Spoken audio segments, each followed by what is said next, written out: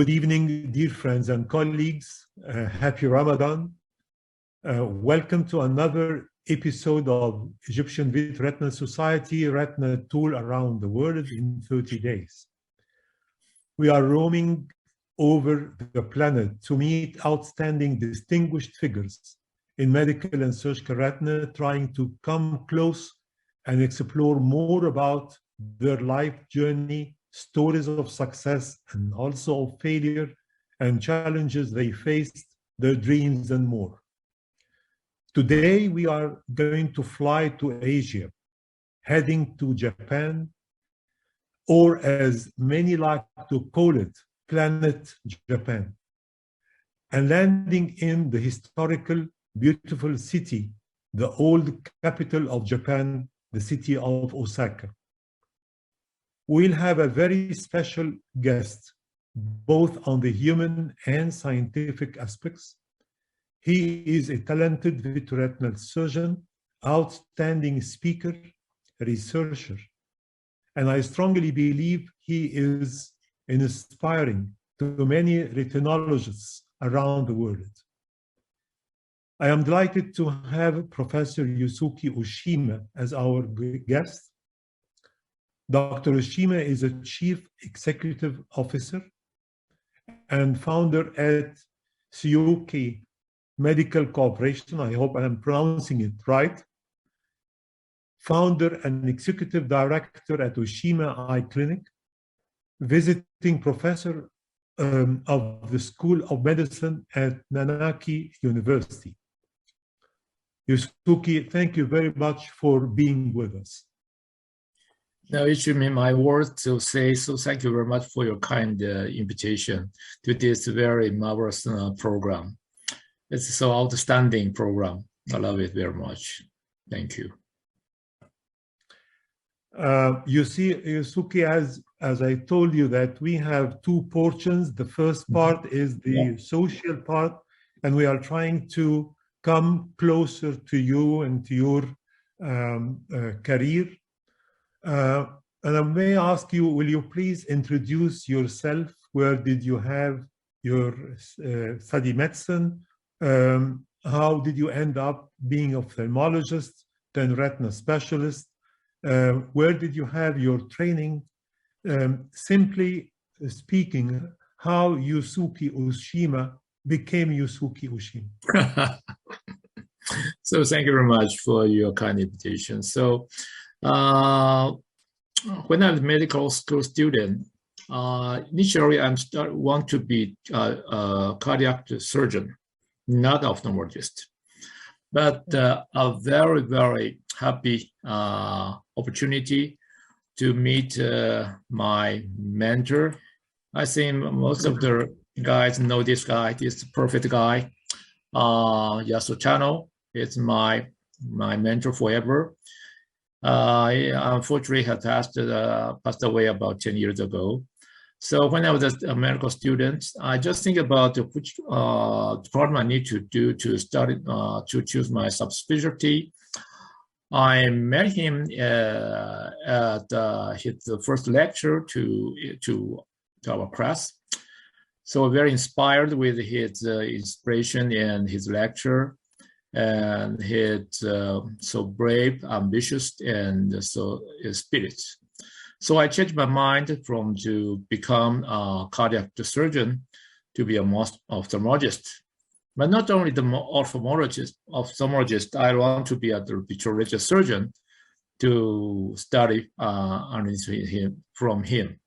So that that's the reason why I become the regional specialist, not a simple ophthalmologist, you know.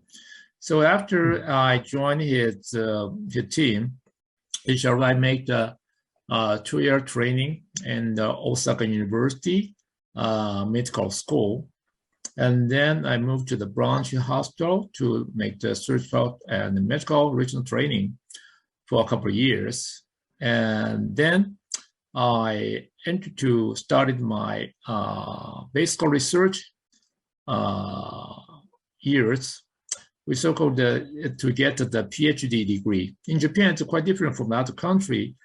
After enter the medical school, after that we still can have choose some period to start basic research.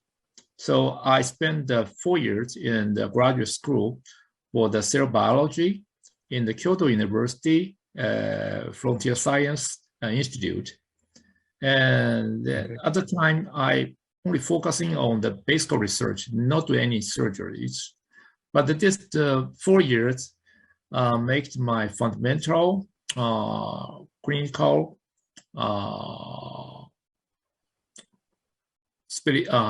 capability to see the patient not only based on our experiences, but also based on our basic research result to see the patient based on the cell level or molecular level. So there is maybe, I think, the very important period for me. And after that, I go back to university as an assistant professor and associate professor, work together with Yasuchano. So he had a lot of the homework for me to develop some special instruments and the challenging cases. Use some, not only use the surgical, but also use some special drugs. The reason why our team are the first generation in Japan to use Avastin for the rescue the PDR patient, and we use the photon, the xenon light, and the idea that we finally started to develop the 27 gauge system at the time. Yeah. And unfortunately, he passed away 10 years ago, as I told you last. So I left the university to make my original private practices. So right now, I have a group and in Japan, in Osaka. This is just show you here. In Osaka, it's just middle of Japan. Right now, we have the 4 practices to perform the not only bilateral surgery, but also cataract surgery and some other glaucoma surgery and refractive surgeries with my colleagues in my group. Can you tell me about the ophthalmology practice in Japan? Is it basically private practice? Is it under health insurance or a mixture? How is the practice? So you may know, according to the WHO classification, Japan may be the #1 worldwide best country for the health care in Japan. The reason why we have the public health care for patients, for everyone. So that not only the public hospital, but not also in the private practice. Most of the patients can use the public insurance. But for only the patient with, for example, just like the patient, they need to have the refractive surgery, so like LASIK, or the intraocular lens, and the intraocular contact lens for the refractive surgery, or some of the plastic surgery is not covered by the government insurance. We need to use the private insurance. But it's not allowed to mixture both in the same day. We need to separate if the patient choose use the public insurance or that we so-called the government care or the private insurance. Okay. So the patients have to pay for some of the surgery. So not all the surgery. Yeah, but not it's a very nice service we can have. For example, if the patient that the patient that the age under the 70 years old, you only need to pay for the 30%. That means the 70% covered by the public insurance for most surgery, Medicare.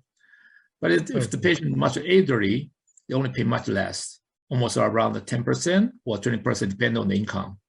Now let us explore a little bit of the personal and the human side of Yoshiki Oshima, your family life, hobbies, favorite food, places, travel. I know you are traveling a lot. and you're going to many meetings. And so what is your favorite places to travel to? Yeah. So thank you very much for the question. So my dear mentor, yeah, so let me have lots of the opportunity to participate so many overseas meetings to give the live surgery as you hear. So you may be surprised. I can also speak Mandarin because I live in Taiwan for over 10 years from my childhood days.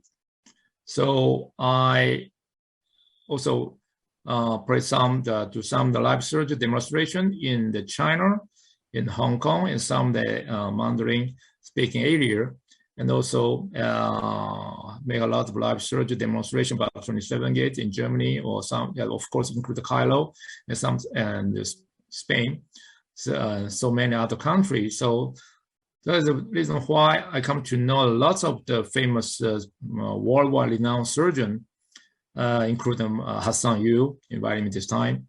So it's it's very happy guy. It's my treasury. I can get so many, come to get close to many, so a nice friend worldwide. So every time I went to the meeting, joined with my together with my family. So after the meeting, our family the most exciting events to enjoy the after meeting the events. So here is to show you some very, very nice place, Banff in Canada, and Cape Town, South Africa, and of course in the Cairo, in the Egypt. And my family, the most favorite is Egypt. We visited the Cairo and Egypt several times, as you hear. Not only during the lab surgery, but also after that, we visit so many historical places, so amazing place.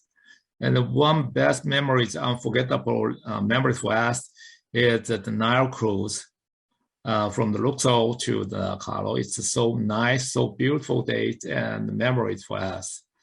And my daughter right now has come to 70 years old, but still remember the days spent together in Cairo.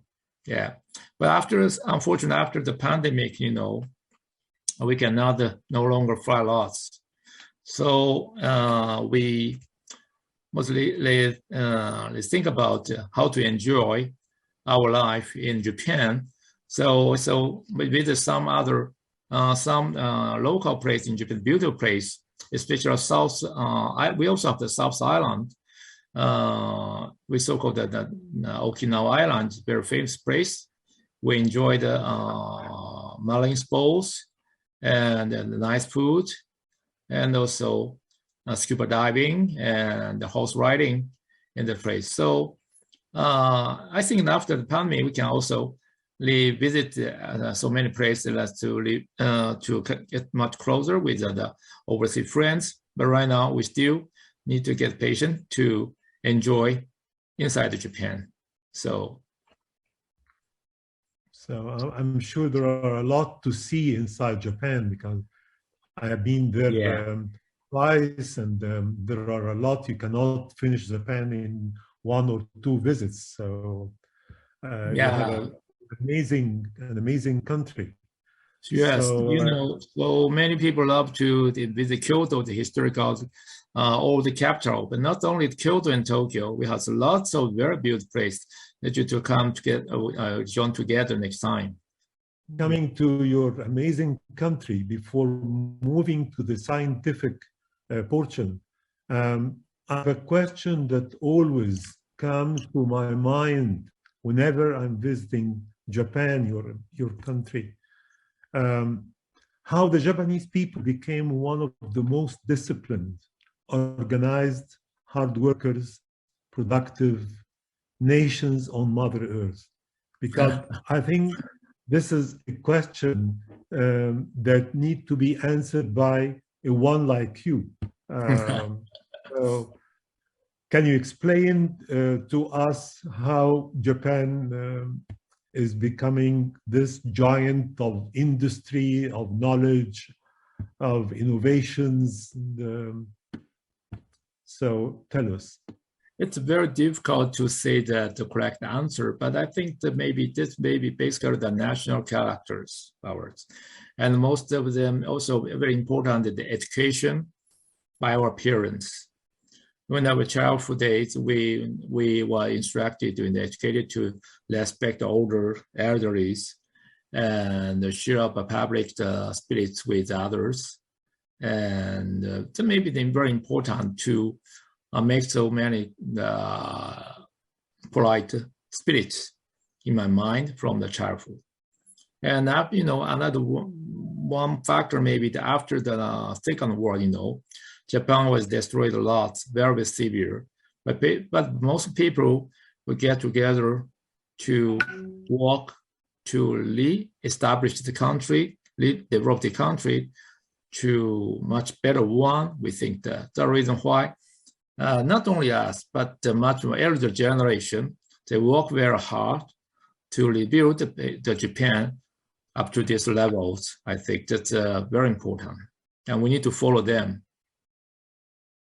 I think there are more to be said about the secret of the Japanese people, because we know that Japan is short of resources, and she was suffered a lot during the Second World War. And then we are seeing now great Japan and the great people of Japan. Thanks. Thank you. Thank you for joining us, really. Now we'll have a short break, and then we'll continue on with the scientific part. So please stay with us. We'll come soon. Okay, thank you. We'll take a short break. Thank you.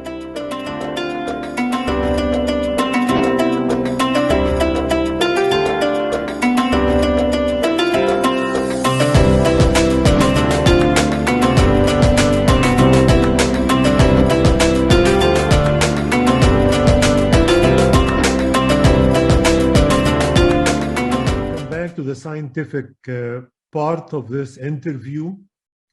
And Yusuke, please share your screen. We are ready to enjoy your presentation. Let me give a short talk about the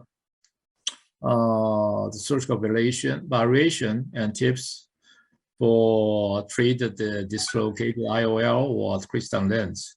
So the main part may be how to use the recent much more modern popular intraocular lens fixation technique developed by the very famous Japanese young guy, Dr. Yamane. So most people may expect me to talk about 27 gauge, but maybe it's already the past history right now. It's not so interesting for everybody. So I'm talking about this technique. So as you know, dislocated IOL is a very challenging and very annoying need to reposition the IOL. Sometimes we need to remove the dislocated lens and insert a new one. And sometimes this is a very difficult situation. You need to use some special technique to it. So basically, previous surgical technique may be suture the special IOL, the specialized for suture IOL to the surface. More recently, Dr. Gabor developed the intraocular insertion technique. Much more recently, the Japanese young star, Dr. Yamane, modified the technique to much easy to complete the surgical technique. Use a special needle, and it's transcranial, much less invasive technique. So right now, they're very popular in Japan. I introduced both technique and the surgical result to can be surgical outcomes. I will show some interesting video. This is a very old video when it was the suture era. You can see this is the PMM lens, PMM simple piece lens. It was a very large optic diameter, about 14 millimeter, and very long distance. So if you need to remove the lens and insert another one, you need to make the very large scroll incision to take out this PMM lens. So, and this lens, as shown here, did the video. This lens was originally sutured previously, but one suture was cut off, that dropped the one haptics in it. Another one is still fixed to the scroll portion. So actually, it's not easy to remove the lens completely because you need to cut off the other fixed haptics. So I decided to perform the intravitreal by manual technique suture the dropped haptic and then lift up to the original position. So because thanks to the wide angle viewing and the chandelier, I can use both hands. Use this is a max grip, and other one is called forceps to suture the filament in the eye, and without remove this lens, insert any other new one, and simply just fix the filament to the dropped haptics, and pull it up to fix it to the original position. I think that maybe it's a little bit complex, but maybe it's the less invasive surgical technique to resuture the dislocated IOL to the scroll face. And this is another patient. Just another patient is with a long-standing silicone injected in the eye, so you can see the emulsified particles of the silicone well. After removed, I found that the IOL was dislocated in the eye. Again, this is a very large, old PMM lens, the 3-piece PMM lens. Again, this is not easy to remove it out, take it out, because you need to make it a much very large scroll and incision to take it out. So I decided to remove the residual cortex. And then, because it's 3-piece IOL, I use a little more technique to use the make the intrascroll insertion technique. We make the grooved incision. At this time, this is an original Garber's original technique. Make a small scroll incision and take it out the haptics, insert and make the scroll tunnel. Insert the haptics into the scroll tunnel, and then finally suture the conjunctiva of the end of the surgery. This is another one on use the same technique, but it is silicone material IOL. So you can, because this is a foldable lens, we can take it out. Actually, the silicone lens or IOL is not not good to reuse for the intrascroll fixation. So I refold the lens and take it out with the soldering ring in the cutter to remove. This is 27 gauge system to remove it. And after cut off the vitreals, and then I insert foldable 3-piece IOL. And then right now I just make the scroll tunnel. This is the original Dr. Gaber's technique, and insert the forceps to graft the tip of the haptics and take it out from the scroll incision. Again, take it out, and then adjust the length, insert into the scroll tunnel, and fix the IOL into the scroll tunnel. And then I still need to suture the conjunctiva to cover it. But it's much very easy technique as compared to conventional suture technique. But we still need to use some suture that close the scroll tunnel wound. Still need to this suture with this conventional original technique. So after that, the much more less invasive surgical technique developed by Dr. Yamarne He used initial techniques. He used 30 gauge guided needle to insert the haptics into it and guide it outside to make it much easier to not use the forceps to grasping the haptic, because sometimes if you use the forceps may be make some maybe sometimes broken the haptics and bended the haptics to not easy to adjust to the scroll tunnel. So this technique is very easy to guide it, the haptics in outside the eyeball.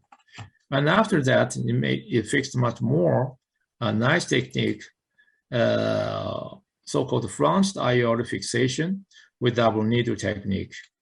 He showed me, this is a very nice animation video, courtesy for Job M&A. You can see you insert the 30 gauge into haptic into the 30 gauge needle and guide it outside. You have to use the transconjunctival transcral technique. So no need to make any peritomy. I think the technique very, very fixed, suitable for the transconjunctival vitrectomy error. So we no longer need to make any peritomy, and easy directed shorten the surgical time, and we can easy to simply use the needle to guide it outside, guide the haptics outside to the eyeball. So the point of how to fix it to the scroll, he developed a very nice, he has a very nice idea to make the branched end of the haptics and then stacked into the scroll to fix it to the scroll ball. So very, very easy to control and adjust the lens into scrolly. So I show another case in my case.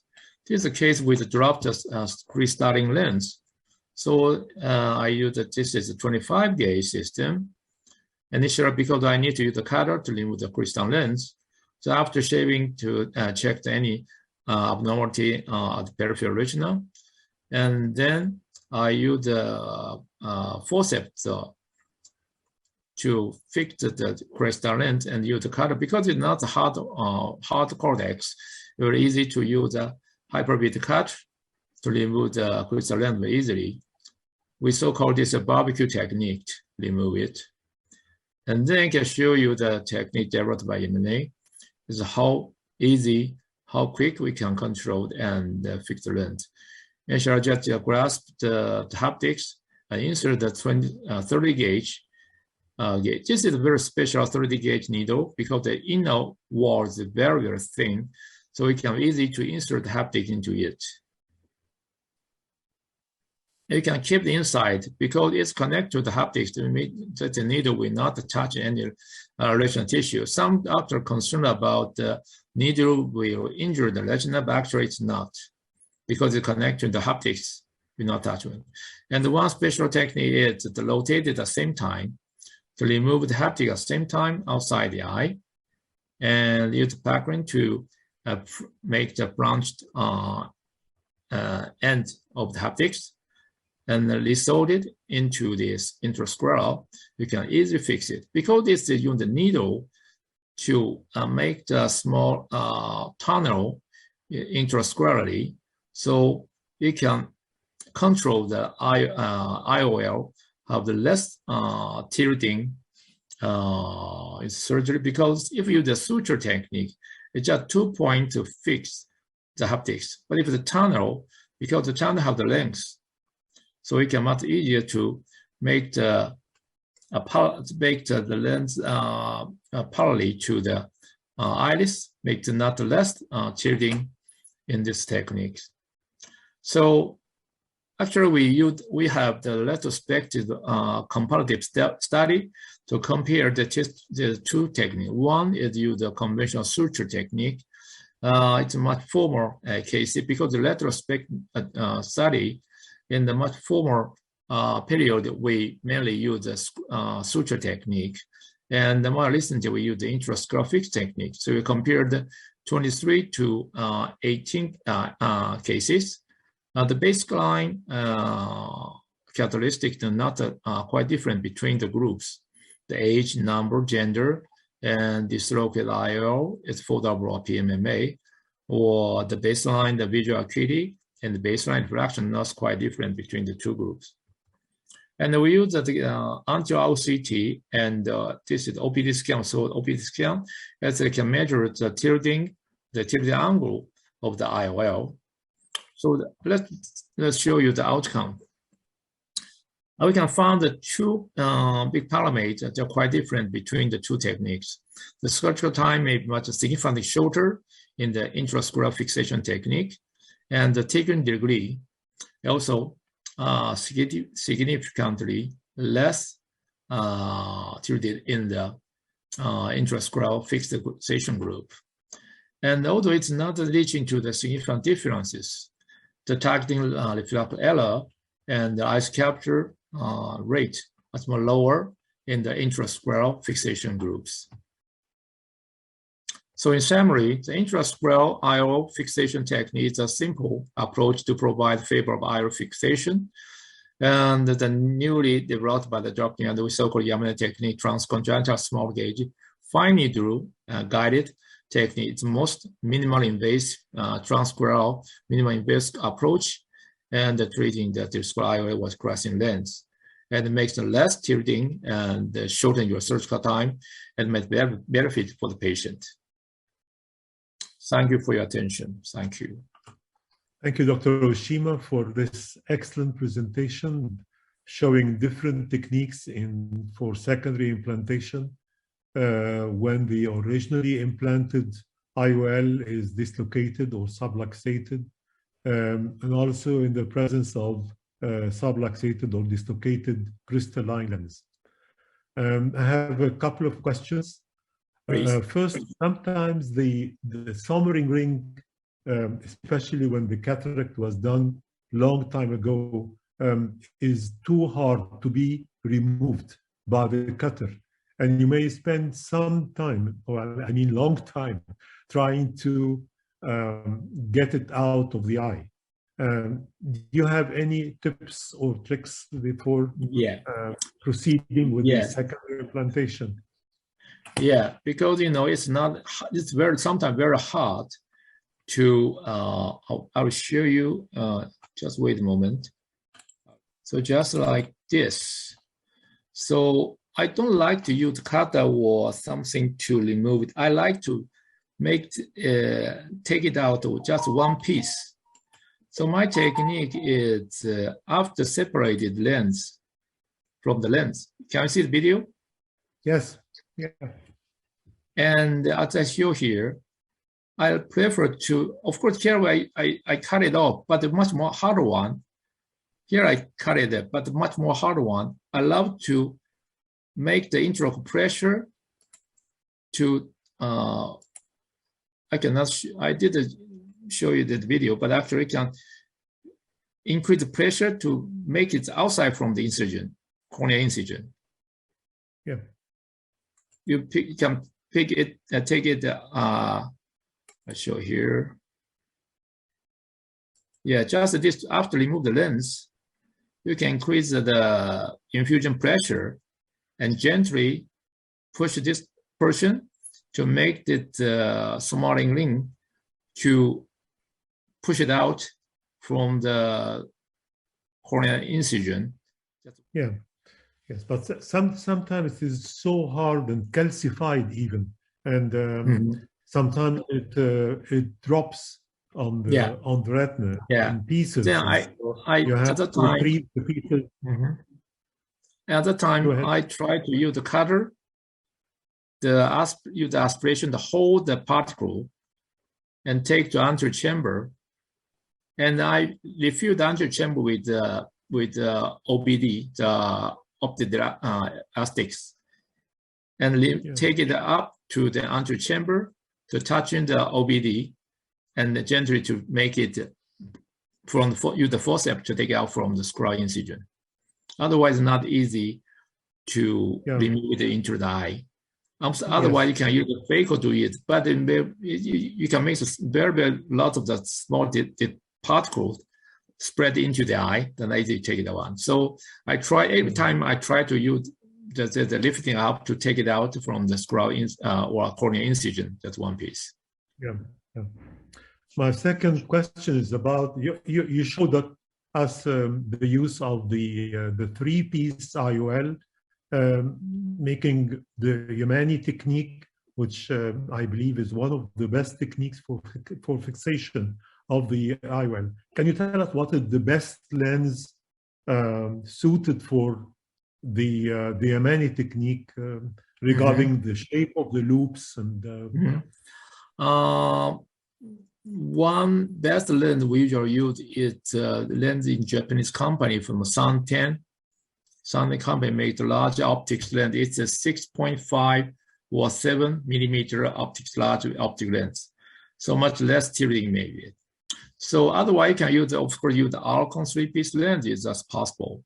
But one drawback about this is the connecting point, the haptic optics are a little bit weak. So if we put it strongly, you may broken the lens. You need to take care to load it at the same time. That means you got less chance to broken the lens. Yeah. So I think the C loop are more suited for this technique rather than the J loop. So, J loop, that's right. Yes, J loop is better. J loop. The Alcon one is the J loop lens, and maybe the sensor lens of Bosch and Lomb maybe more suited. And the much more desirable design, maybe the total length, maybe longer one, maybe over 13 millimeter, and then with large optics, I think the better. Yeah, I like the idea of pulling the two haptics at the same time, because this helps to avoid slippage of one loop while trying to deposit the other loops. This, I think, is a very good trick. You should have these techniques, but here we are using the iris claw lens. What do you think? The iris claw lens as iris claw lens is not popular in Japan because previously we have the very old age. We have the landmark study, but I found most of the case with the anterior chamber lens maybe have the endothelial cell loss. So another technique used iris claw lens from backside. Just like Dr. Ecker developed the backside. I also tried that one, made it easy to do, but sometimes still encounter some lens dropped into the vitreous cavity because there's some atrophic. After the time passed away, the atrophic, the change of the iris may make weaken the grafting force for them drop the claw lens into the eye. Not so many, but I still encounter a few cases about it. Yeah. And for the pediatric age group, what is the best lens in your opinion for secondary implantations? Is it the pediatric case with aphakic eye, right? With a aphakic eye or eyes like with a Marfan, with a subluxated. Yes, that's right. So if the suture the lens, sometimes if it depends on the pediatric cases, sometimes its development not so good. Sometimes they have the much short anterior body, so not easy to insert. Sometimes if you use the fixation suture technique, may encounter some complication about detachment or something. So maybe one, as you still told, the iris claw lens maybe the one option. Because not touch the scroll, touch the iris or touch the body. So, but depends on size of lens. If the very small eye, I think to make the aphakic and leave it as it with the contact lens might better. When the patient become much more older, if the eyeball size may come to normal, you can choose the iris claw or use the fixation technique, the intrascleral fixation. Not use the needle to the suture. I don't like it.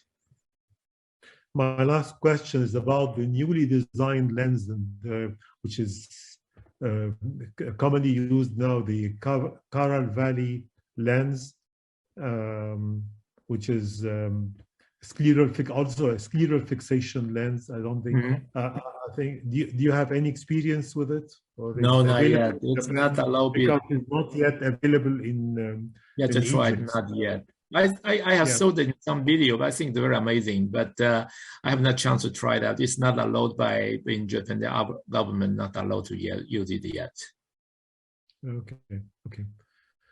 Dr. Yosuke Oshima, we are so pleased to have you with us. It was very interesting to see you presenting, to see you operating, to know about your experience in doing secondary implantation in these challenging cases.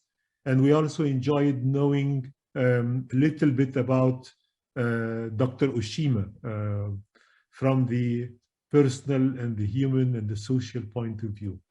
Thank you for being with us, and we all enjoyed the seeing you, and even through Zoom, and hope to see you soon in Cairo after.